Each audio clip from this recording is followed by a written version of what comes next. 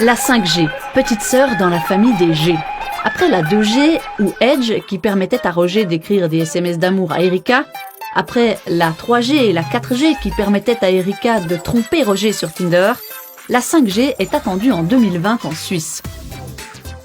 Un nouveau réseau mobile censé permettre à des dizaines de milliards d'objets d'être interconnectés. Bienvenue dans l'Internet des objets.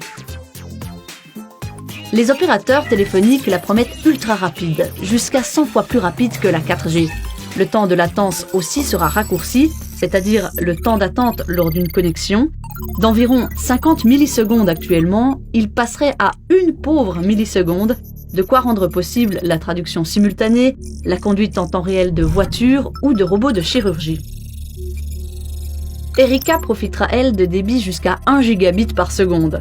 Télécharger un film en HD sur son téléphone ne prendrait alors qu'une poignée de secondes. Rapide, puissant, réactif, etc. Donc magique? Non, physique. L'idée de la 5G, c'est d'utiliser des bandes de fréquences d'ondes électromagnétiques moins fréquentées que celles de la 4G. Par exemple, les supra-hautes fréquences.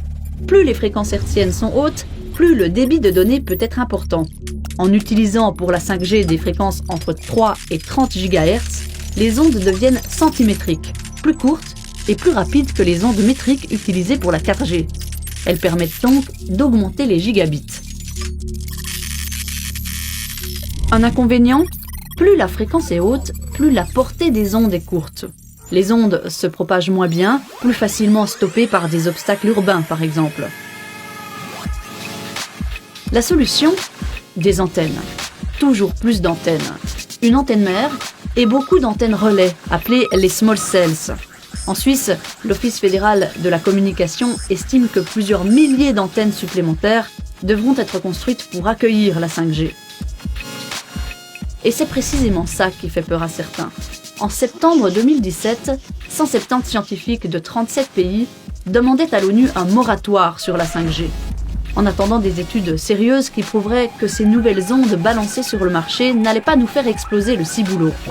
Parmi les signataires, un docteur en biologie vaudois, Daniel Favre, et un médecin bâlois.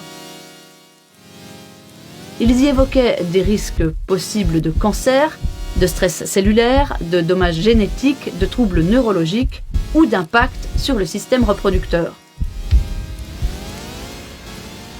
Malgré ça, les installations d'antennes tests se poursuivent en Suisse aussi. La 5G pourrait débarquer dans moins d'1 an. La vieille 2G, elle, sera démantelée en 2020. Le vieux téléphone portable à boutons de Roger ne sonnera plus, et pour Erika, qui veut tester la 5G, un nouvel appareil sera nécessaire. De quoi faire marcher Internet et le commerce à la vitesse de l'éclair. Et Roger, qui n'a rien demandé, espère que son cerveau fonctionnera aussi rapidement qu'avant.